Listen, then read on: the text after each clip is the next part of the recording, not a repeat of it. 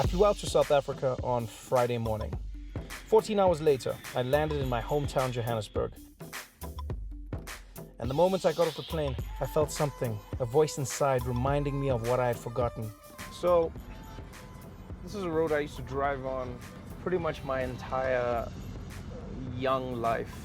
Because of apartheid, black people had to live in certain areas and then white people had to live in other areas. But white people like how the black people cook, so they need them to come to their houses. So there were roads that connected the areas. And this was one of those roads. All the taxis, all the buses, all the transport that shipped the people between Soweto and Johannesburg. This is it. Oi, oi! That's what we do in South Africa. We don't have road rage, we have road joy. We just smile at each other and we honk. It was very confusing for me when I first got to New York. I thought everyone was my friend. They were not. So we're heading to my grandmother's house now. I told her we're on the way, but that doesn't mean she'll be there. So you never know. You might meet my grandmother, you might not. Ingutu. Ingutu vele. So, welcome to Soweto. This is where I grew up. This is where everything goes down. And yes, we walk in the streets.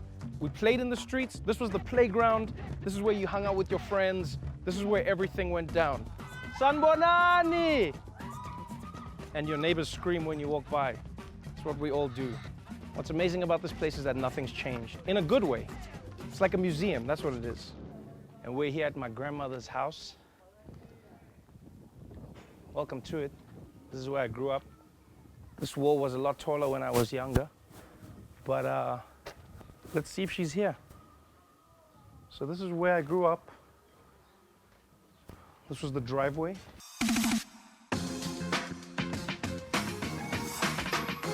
We kick it off with the driveway. This is where we used to want to park our cars. We didn't have any cars, but we still built driveways because that's what life is all about, ambition. I'll show you some of the security features that I installed in the house. We've got what's known as a intruder defense mechanism system of glass. Every single one of these bottles, I drank what was inside. Balling. This is where the magic happens. Anybody can have a toilet inside the house, but it takes a real baller to have a toilet outside the house. Now, if you guys will excuse me, I'm about to make some magic happen. MTV Cribs, your boy. Oh wait, there's no toilet paper, hold on. First things first, whenever you come into an African person's house, you greet. So the first thing I'm gonna do is greet. Coco! Coco!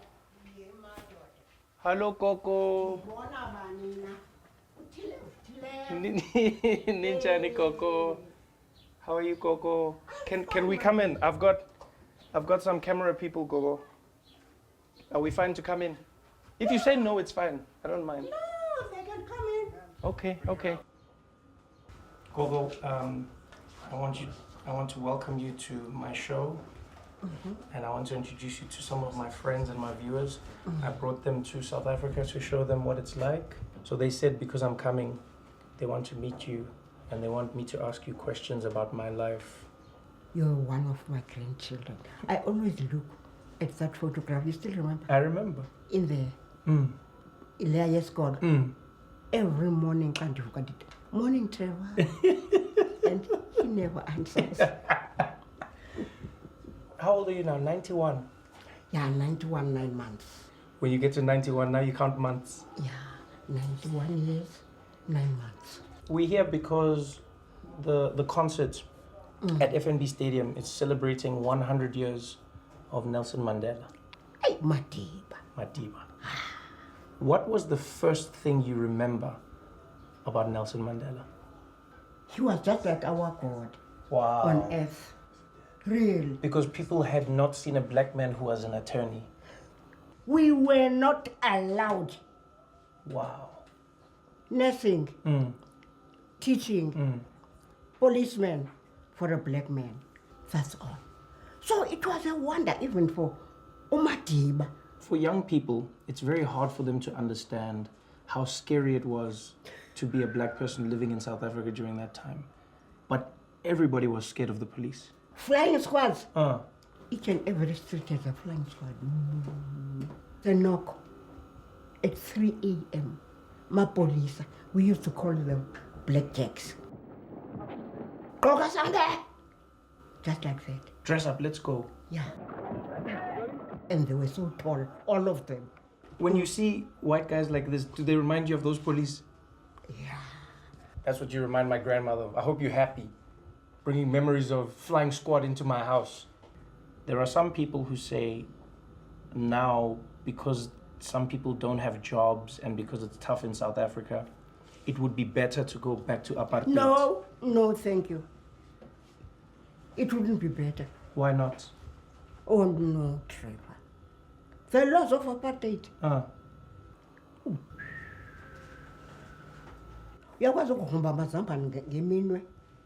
Do you know what it's like to dig for potatoes with your hands? In the farms, no pay. And then if one of these people working here dies, and you still plant potatoes on top of that someone. You're digging for potatoes with your hands, and if somebody dies from exhaustion next to you, you dig a hole, you put them in that hole, and then you carry on digging those potatoes. What was my contribution? How was I fighting apartheid? Not knowing. Not knowing? You are a kid.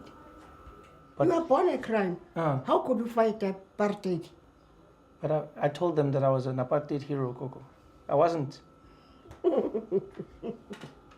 When you were with me here, oh, Trevor, you gave me a tough time. Why did I give you a tough time, Gogo? Because you wanted to play in the street, and I knew the flying squad was going to take me. So if I was playing in the street, the police would have arrested me? Yeah. You know, there were kids who never knew what a white man was. So they thought I was white?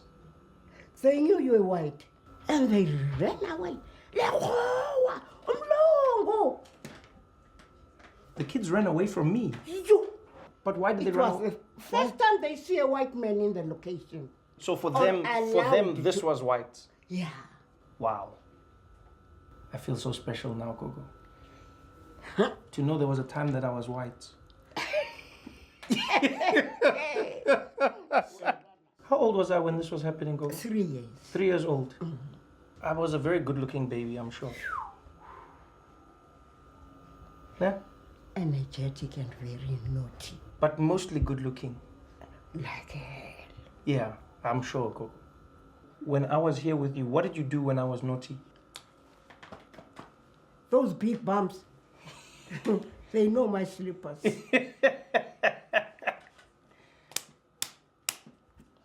Who was naughtier, Gogo, me or my mom? You were both. You'd never tell Patricia what to do. No. She did what she wanted to do, and she was good at her work. You know how mom is. Yeah. Must always go up. Yeah. She takes no defeat. Instead of defeat, you are challenging the wrong person. So she was not only a black person in a job black people weren't supposed to be in, but she was a manager of white people. What? How did they allow that? How do I know, Trevor? And now I'm also a manager of white people, Gogo. Unbelievable. It comes from your mother. It comes from my mother, Gogo. Do you know I'm a manager of white people, Gogo? You don't say. I'm telling you, Gogo. The white people who work for me. It's a pity because I don't even wish to see where you stay. Flying over the sea like this? No, not for me. Gogo, have you ever watched The Daily Show? No, Trevor. I did get my load shedding. Load shedding, yes. So I cannot. Like what a lot DSTV, that dish outside there. It's just there for fun. My grand said she doesn't watch my show because sometimes the electricity cuts out. Which is a very plausible excuse and a nice way to let your grandson down. No, it's not letting my grandson down. Even yesterday we had no electricity. No, I hear you, Gogo. I didn't expect that answer. It's a good answer, Gogo. So I must make sure that you have a generator so you can watch my show. Wonderful. Okay. And then if it is a Manlo generator. Who fits the generator? Okay, so I must get someone to fit the generator also. I think so. Okay. And I look the park I look now with the STV. Oh, and then I must also fix the cable. Okay. I feel like I've been tricked into doing a lot of things for you to watch my TV show, Gogo.